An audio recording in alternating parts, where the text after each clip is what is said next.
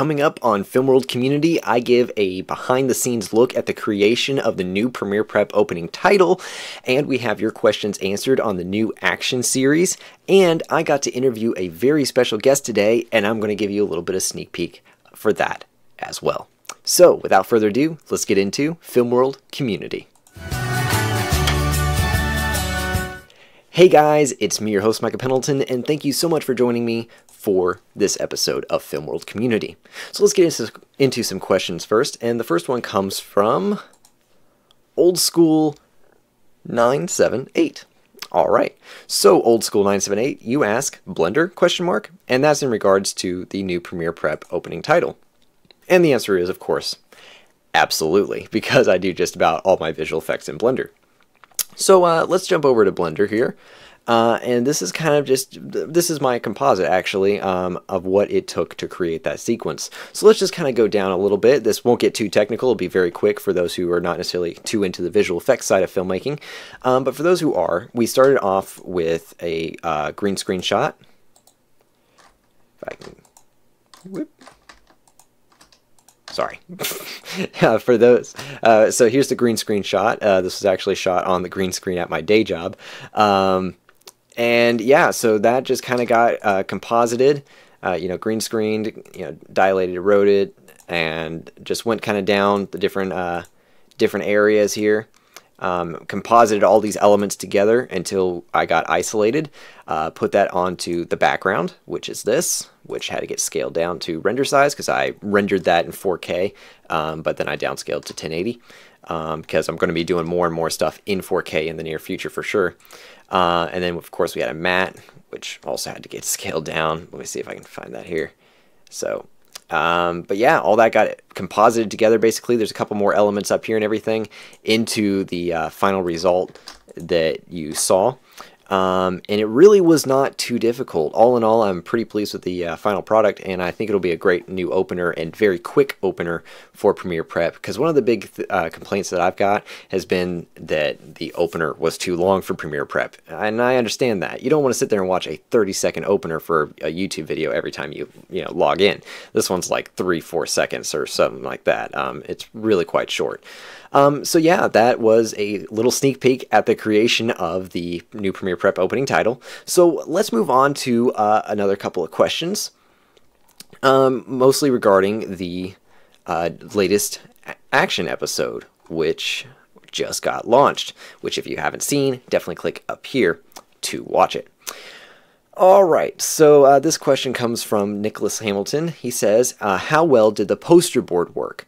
And if you saw the behind the scenes, you would see that we were using poster board to reflect light onto the actors.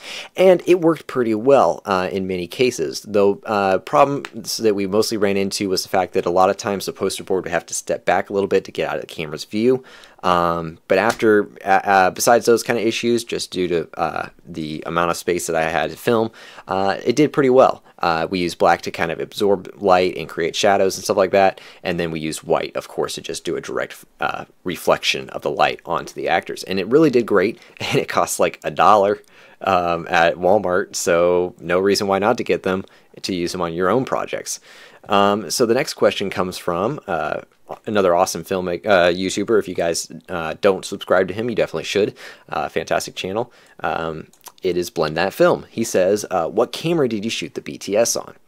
Well, the BTS was filmed on the Canon T3i. We actually used a stock lens because my vintage lenses I personally love, my Yashica 50mm for instance, was being used on the project itself, being adapted to the Sony FS100 cinema camera. So the Canon T3i was handed off to a friend who was going around the entire day shooting BTS. And yeah, and a couple other elements were shot on GoPro and iPhone 5, I think it was. So we had a couple of cameras going around doing BTS and getting photos and video and stuff like that. So yeah, that actually wraps up the questions for this episode.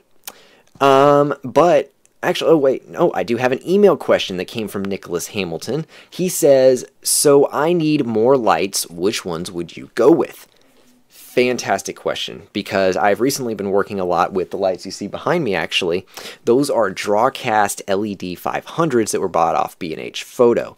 They are fantastic. One thing about them, though, I recently found out that there is another option from Newer, who if you guys saw my camera shoulder rig review, you know who they are. They make basically those exact lights for cheaper.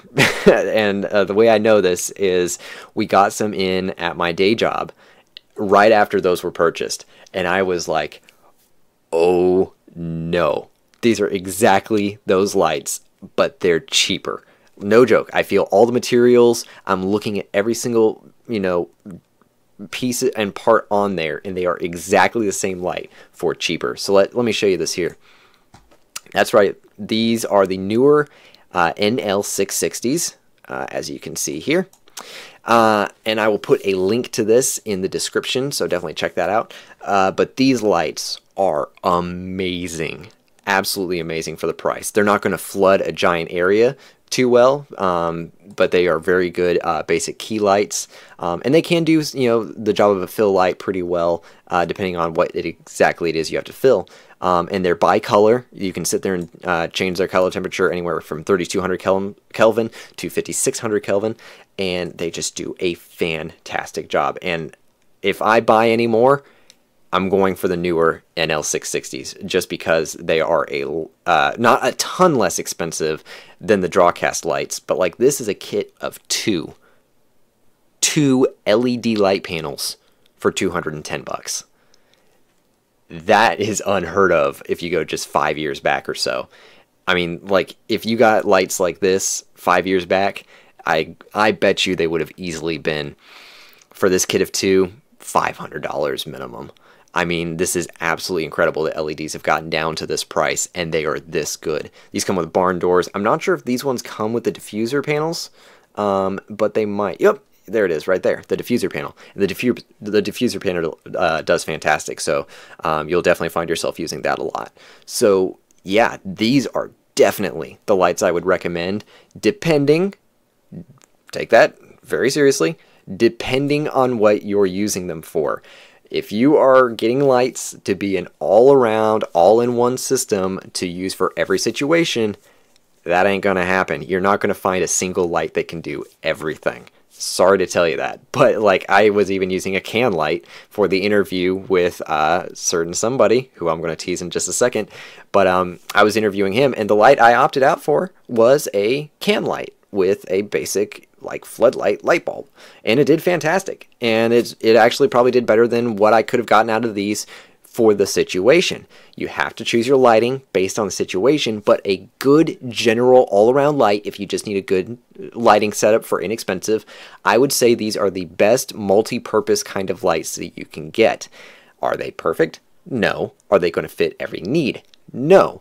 But they do a fantastic job for the price, and they are very versatile, and you'll find yourself using them for many different situations. Even though I've been using these a lot, I can still find myself in plenty of situations where I think that my softboxes are going to be a much better light system to use.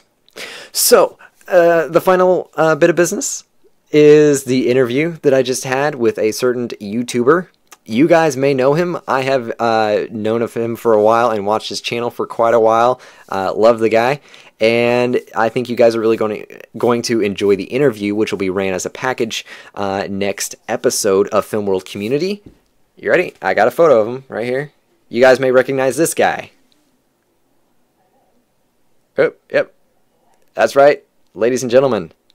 Whoa, focus. Anyway, the one and only Dave Knopp from the Knopp Top YouTube channel. That's right, I gave him, we just did a great interview just a little while ago. I had an absolute blast talking with the guy. Even when we got done with the interview, we just talked for probably 2 hours or 2.5 hours.